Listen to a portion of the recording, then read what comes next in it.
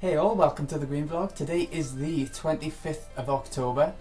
I just wanted to make a vlog today to keep you up to date with everything, what's been going on and stuff, because I haven't made a vlog for a while.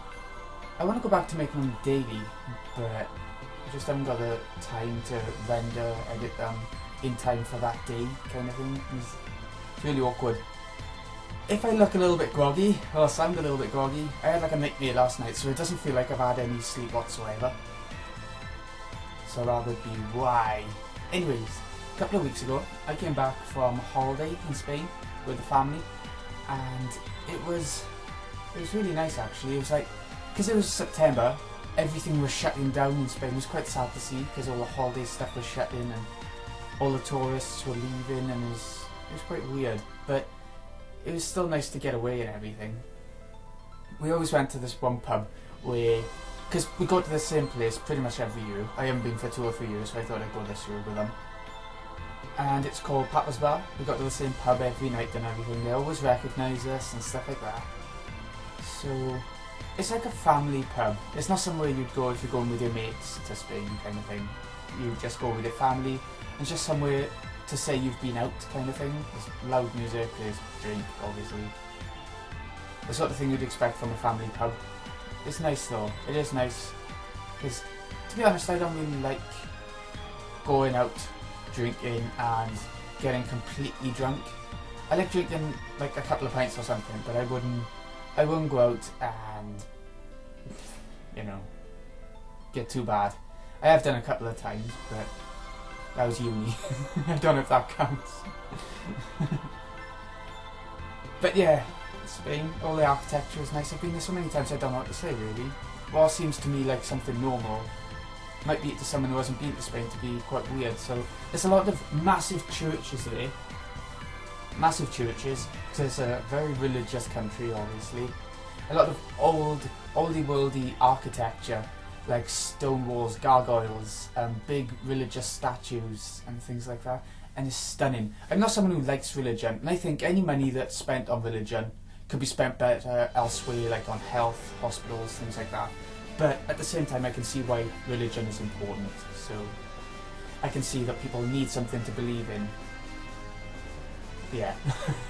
That's all I'm going to say, because I go a bit far with religion, and while I don't dislike it, I do think that people invest too much in it. Some people invest too much in religion. Too much emotion, too much money, too much time. But that's just me. I know that people have different interests, so there's that. Anyways, I've been watching a fair bit of anime. I've been watching, well, not that much really, but I've been watching XXXHolic, which I've been trying to finish for a while now. I really love it, but I sort of stopped watching anime for a few months, and now I'm getting back into this, XXXHolic. By the name, it sounds like a porn film or something. But it's not. It's a supernatural show where this one guy, he finds this ghostly shop where this woman owns it, and he has to work for her and help out her clients get rid of all their sort of regrets, all their sort of... This one character comes into the shop, this one customer, with a photo, and it just shows this woman. It turns out, might be spoilers, it's like episode 19, 20. It's a photo just showing a woman, and the customer, it turns out, has killed that woman, and the photo sort of moves, the woman in the photo moves, and sort of shows who the killer is. So she burns the photo, but the only way to burn the photo was to make it so that the killer could never be in another photo, on another TV show, or, you know, on camera or anything, without everyone being able to see that she's a killer. And it's a really interesting episode. It's quite a slow episode actually, but it's a slow anime, but it really makes you think, and that's what I liked about it. It's funny as well. There's a lot of humour in it as well, but you know. And the opening and ending songs are really nice. Both opening songs and both ending songs. Both ending songs, one opening. Anyway, I've also been watching something on Netflix called Kill la Kill. I'm sure most anime fans will have heard of it.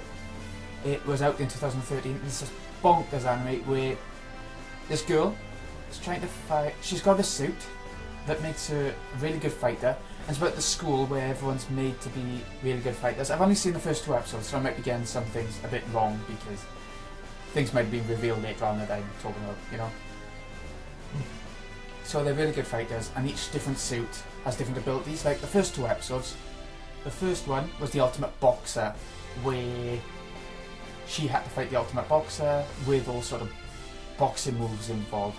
The second one was the Ultimate Tennis Player of the school, and you know, they had to have a tennis match. It's lots of different things like that, and I'm really enjoying it because it's really mad, really quite mad. I've also been playing quite a few games, because it's been a while, so I've obviously accumulated a few new games and stuff. First game, Evil Within. This has been talked about a hell of a lot lately. Limited edition was only like £1 more than the normal edition on the PS4 version, so I thought I'd go for it. I thought the box art was really nice. It's like 3D. Did anyone ever have Rayman 3 for the PS2, where the box art was all 3D and holographic? This has got that.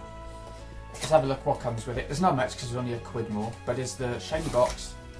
This art card, which is the 3D-ness of the box. If you take the art card out, you don't get a box in such a nice fashion kind of thing. But obviously the game comes with it.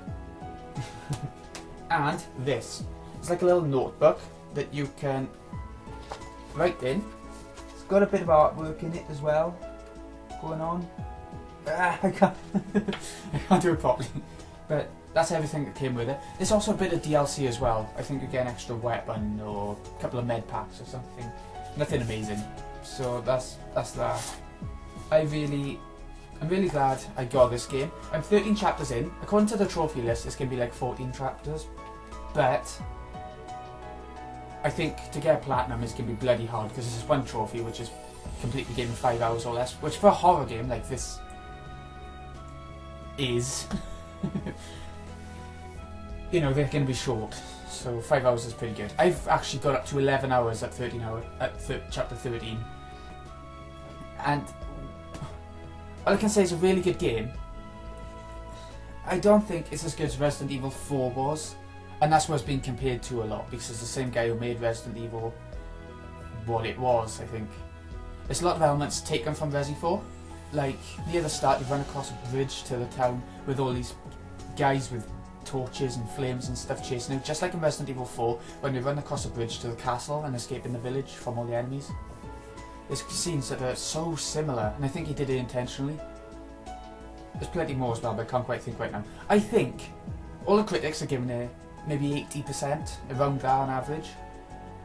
I think I would put it in the high 60%.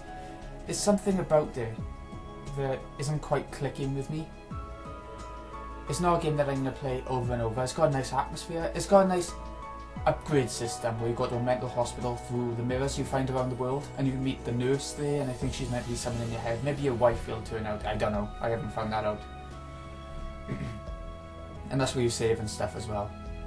Each chapter seems to have a different sort of theme to it. Like chapter 9, you go into a mansion, and this is what Resident Evil could be if Remake was made modern. Resident Evil Remake was made modern. It's like a mansion, locked doors and everything, puzzle pieces everywhere, put in certain places, you know, old style survival horror stuff. It's the only chapter where it's happened properly like this. But as you're going around the mansion, there's something Nemesis-like chasing you as well from Resident Evil 3. Like, there's a ghost that every now and again the screen goes all purple and funny, so you know the ghost is coming. You have to hide away in a closet somewhere as if they're not going to know you're there.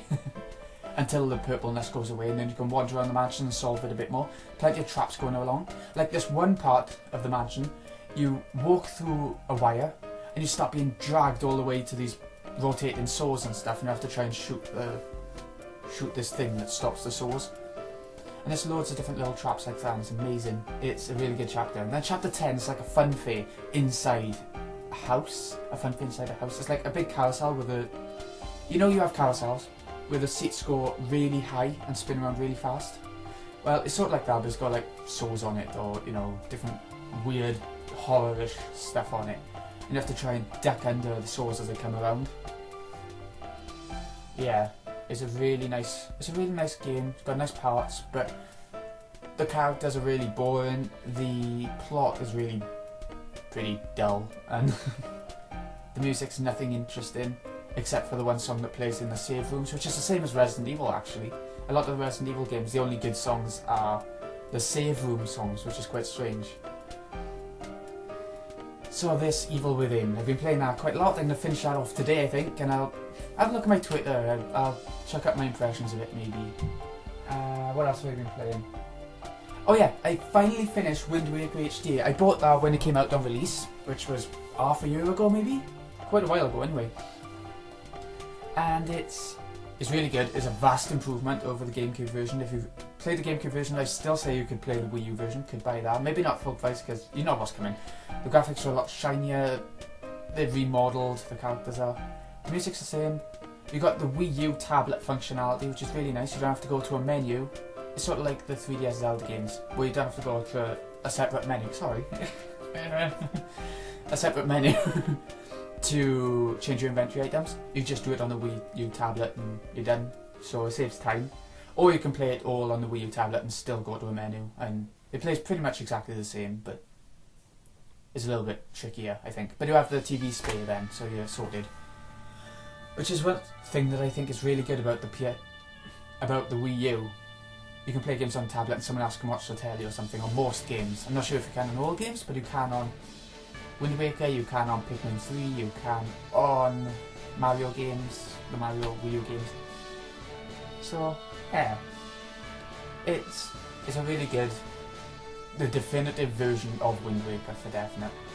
I've also been playing Curtain Call for Theatrhythm, which, if you played the original Theatrhythm for 3DS as well, then you know what's coming. It's just this has got a lot more content. I got a limited edition, it's only like a 5 or more, but the music that's probably playing throughout this video, I don't know yet, probably is being played through this, which came with the limited edition. Try not to get a shine on it. It's a really nice CD, it's got about 5 songs on it. Yeah, 5 songs. Remixes of Final Fantasy songs from older games. It's got the prelude from Final Fantasy series in general. You'll be hearing all of these probably throughout this, depending on how long this video ends up. Locke's theme from 6, Final Fantasy 7 from Final Fantasy 7, Thunder Plains from Final Fantasy 10, which sounds a lot different. You'll be hearing that maybe around about now, because I'll be keeping them in order of the CD. Choose Your Combatants from Final Fantasy Tactics, which is a nice song that nobody ever sort of recollects when they think of Final Fantasy, but I really like it. It's when you choose your characters for battle, is that menu sort of thing. And this third game, there's nothing else that came with the limited edition except for the fancy box as well. A 5 or more for a CD basically, which I think is pretty good because I love the Final Fantasy music. I thought it'd be nice for the vlogs, so there's that. The game itself I should probably talk about. Like I said, like the original Theatrhythm, loads more content. If you played the original Theatrhythm and didn't like it, you're not going to like this one. But there's so much fan service in it, which I think is amazing. If you like the Final Fantasy series, you'll love the music, obviously, because that's one of the best selling points of the series. I say play it. It's a rhythm game where you slide the stylus based on the music. You get shown exactly what to do. You don't have to have any sort of musical increment or knowledge or anything just to slide the stylus up and down in accordance with the icons. Think Donkey Konga if you played that. A tiny bit like that, but there's a lot more to it. There's a few more gimmicks to it. I've also been playing Smash Bros 3DS. Everyone knows of this game by now. It's been all over YouTube, millions of videos made, I'm sure. I really love it. It's not as full blown as, say, Brawl or Melee. There's a lot of characters, there's a fair few stages, I think about 20. But at the same time, it's like, because it's on the 3DS, they've made it all smaller, so it can be easier to play on the move, I think. Plenty of songs, plenty of stages, plenty of characters, but I think the Wii U version that's coming out in November, December, is going to be, excuse me, a lot better. I find this very cramped to play on a 3DS. I got the XL, 3DS XL, the old one. I'm not sure if the new models are out yet, anyway. And even though it's so big, the buttons are still pretty cramped. And the analog stick to jump is hard, because it's a funny analog stick on the 3DS. I don't like it as much as on like a GameCube or something. And pressing X or Y, you can jump with that as well. But then you have to try and attack in mid-air or dodge in mid-air, and I find that tricky. I find moving from the jump button to attack button really quickly quite tricky, and I don't know why. That's just me though. I'm sure that's just me. I'm sure it's fine for other people. But the Wii U version, have you heard the news? It's been a Nintendo Direct thing where there's going to be a load more stages on the Wii U version, some DLC for the Wii U version and the 3DS, where there's going to be new characters, there's going to be new stages, there's going to be a lot more trophies on the Wii U version, more than in any other Smash Bros game, which I'm not too fussed about trophies. I'll collect them, I'll have a look through them, but you know, then something that would sell a Smash Bros game for me. But I will be getting the Wii U version because it looks like it'll be a lot better. What I might do is get rid of the 3DS version soon, while I can still get loads of money for it, and then get the Wii U version. I thought the 3DS version would be a lot bigger myself. The challenges are fun. You know in Brawl where you had those challenges where you had to say complete classic mode with 10 characters or complete hard mode or something like that, and then it unlock like a hammer for you to smash away at the different challenges that you can't do. It's that in the 3DS, but they're a lot easier. But once you complete the first panel of challenges, a second panel unlocks, and that's how far I've got. I'm getting to the second panel because of the bloody street pass stuff, which I can't do because I live in the bloody countryside, you know. Them people around here with 3DSs. So, yeah, there's that. I'm gonna move on to the next thing I think now because it's getting a bit long. Next up, Dragon Quest IX. I've been playing this. I don't know if I've told you about this in the last vlog or not. It reminds me a lot of Final Fantasy V in the sense that you can change your character's classes. Only you have less classes in this one unless you do extra sort of side quests which unlock challenges and stuff like classes and stuff like that. It's like Final Fantasy V because you can change from black mage to white mage and stuff, but in this game you can't change classes whenever you want. You got to change them when you go to somewhere called, I think it's called the Vocation Hall. But you can teleport around the world map and go straight to it, so it's not too bad. It reminds me of it as well because it's got a shit story just like every other Dragon Quest game. And Final Fantasy V had a shit story, pretty much non-existent, you know. There now and again just to make you carry on with the game a little bit, I think. So this that. It's a harder game, you need to level grind a little bit. You don't need to worry about the classes, you just choose who you want. I think this can be the odd dungeon where you have to use all mages or all fighters. It wouldn't surprise me. I haven't come across anything like that yet, but who knows? Who knows? That's about it for games. I've also been reading this actually. I've been reading something called Tommyknockers by Stephen King. It's a really old book, 1990 something, 1980 something. It's an alien book where a town gets brainwashed by aliens and turned into aliens, and I've read the first 2 sections, and the 3rd section is apparently going to be where everything starts to kick off and sort of stop being so slow and repetitive. That's what this book is. It's a huge book, 900 odd pages, but most of it is just saying their teeth fell out. It's over and over. Okay, so Halloween's coming up. What are you guys doing? I don't have a clue yet. I mean, I don't know what I'm going to do. I think what I'll do, I might stream some Evil Within, so get my Twitch account, twitch.tv/QueenieXI, and follow me, and you'll get an email whenever I'm going on Twitch, whenever I'm streaming, because I do it now and again lately. I think once a PS4 game comes out that I really like an RPG or something really good, then I'll be streaming a lot more. I streamed a bit of Evil Within. I'm not going to stream the ending though, that would be stupid. You've got to stream the whole thing if you're going to stream the ending, and then what's that just... I don't know. That's what I think. Anyway, so Halloween, I don't know. I'm not someone who likes going to fancy dress parties. Fancy dress is embarrassing. I can remember I was in my student house one year, the last year actually. Everyone else was in fancy dress and we were holding a party kind of thing. And I would not. I wouldn't dress up no matter what. So nobody seemed to notice because they were all completely drunk anyway, so who cares? But this year, I don't know. I think I'll watch a couple of horror movies. I can have a quiet one, I think. That's what I'll do. Well, I don't know. So, anyways, what have you been up to in general, as well as just on Halloween? I'd love to hear because I would.